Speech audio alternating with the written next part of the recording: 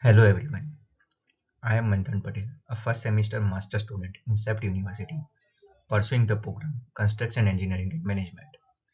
My student ID code is PCM25188. The Studio 1 construction project formulation and appraisal focuses on the feasibility study of various projects.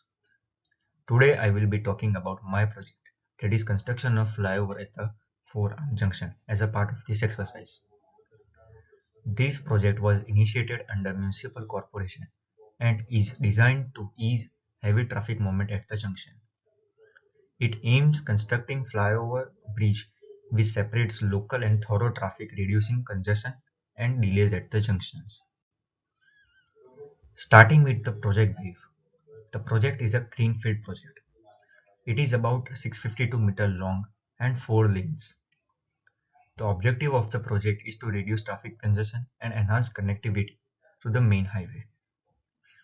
The scope of work of the project includes construction of approach roads, construction of flyover bridges, utility shifting, environmental control, and infrastructure development, which further includes service road, footpath, and underspace development for proper parking spaces. Next is stakeholder management of the project. This involves a wide range of stakeholders that contribute to planning, approval, execution, and monitoring activities of the project. The key stakeholders include Municipal Corporation, Central Road Research Institute, Finance Board, R&B Department, City Engineer, and officer representatives, main contractor, PMC, and lastly, excavation and steel contractor. The stakeholders are then mapped based on their power, interest, influence, and impact, which is then further distributed among different matrices. First is the power interest matrix. In the power interest matrix, the stakeholders are categorized based on their power and the interest they have in the successful completion of the project. High power and high interest groups such as the municipal corporation, CRRI, RNB, and PMC require continuous engagement. Medium interest groups, including suppliers, support consultants, must be kept informed. Local interest groups such as commuters, shop owners, and journalists are essential for feedback, but mostly require regular updates rather than continuous involvement.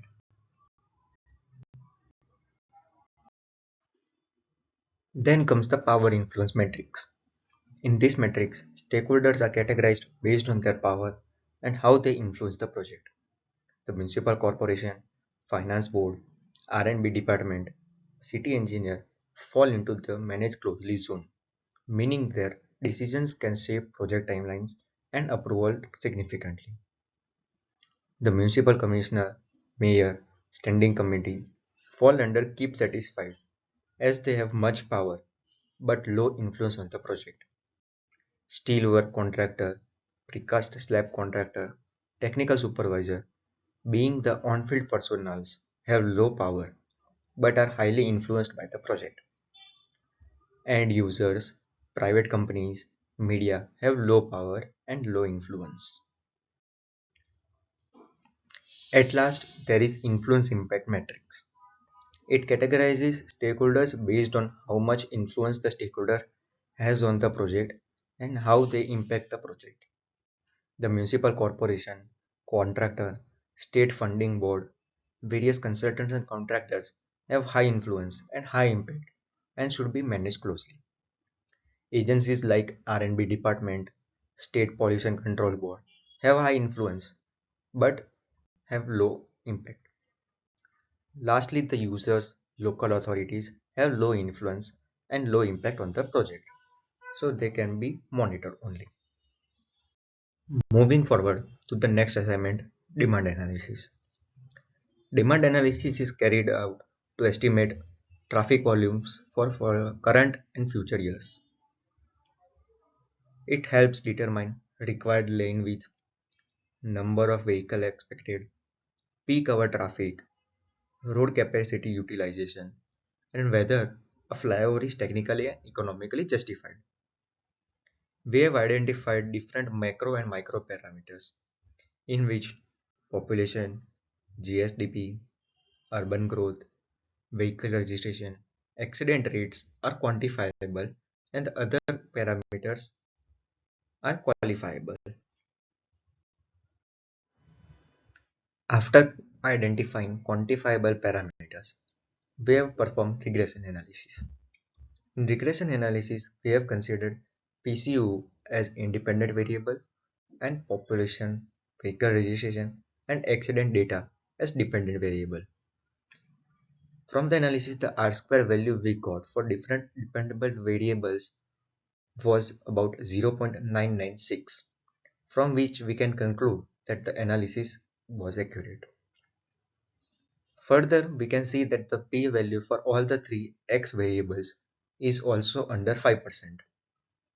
Using these predictors, we can forecast expected traffic volumes for the next 10 years.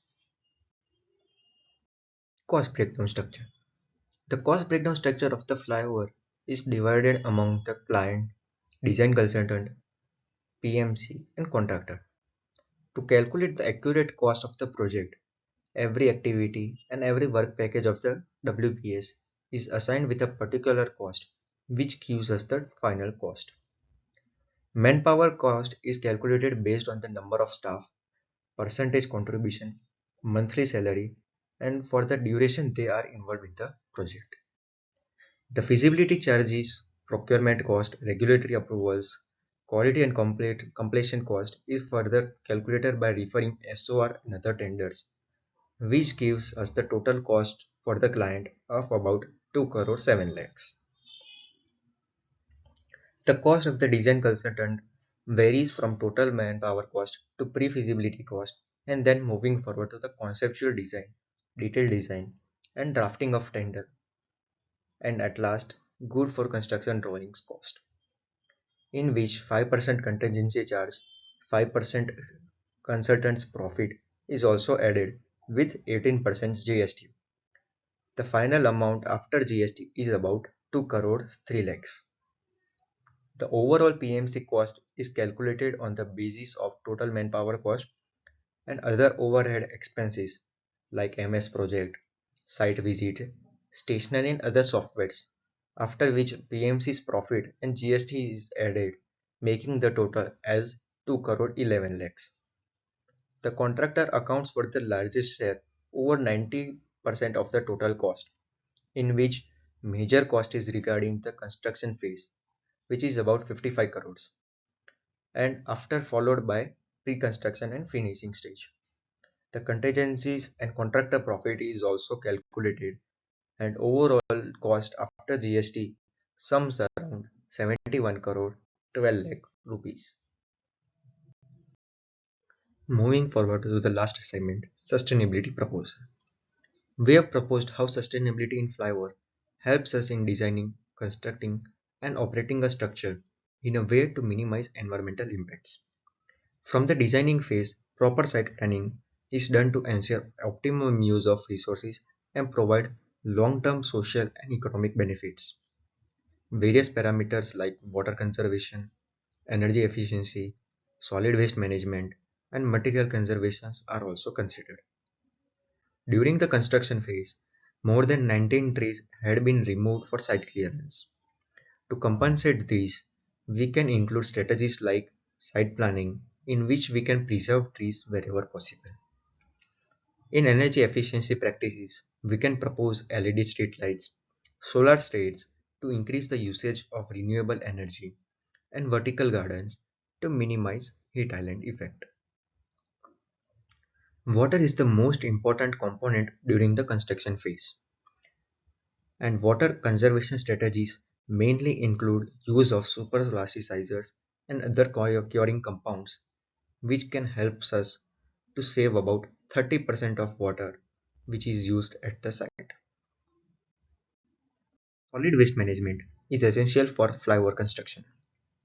Waste at the site can be properly managed through first, on-site segregation, second, recycling of materials such as steel scrap, concrete debris, and shuttering waste, and third, safe disposal of non-recyclable components. A detailed analysis of waste generated on site helps us to determine the exact quantities of waste from major activities like formwork, concreting, excavation, and reinforcement work. The main objective of material conservation is to reduce embodied carbon footprint of the project and to align the project with the net zero goal of the country. Lastly, implementing SWM reduces cost, enhances sustainability, and supports material conservation throughout the project. Conclusions. From stakeholder management, we can conclude that how various stakeholders affect our project in different manners and how we can coordinate each stakeholder to come together and create efficient urban infrastructure. From the demand analysis, we can justify the need of the flyover and how it will impact in the future. By performing regression analysis, we can predict the future trends of the vehicle counts of the junction. The cost breakdown explains how a well-structured WBS costing ensures its transparency, accurate budgeting, and clear distribution of financial responsibilities among stakeholders, which helps us effective project planning and control. And lastly, the sustainability study taught us how we can integrate sustainability principles from the designing phase till the project completion and how it may help in reducing carbon footprints and making the infrastructure more cleaner, more cooler, and more economically friendly to the society while meeting the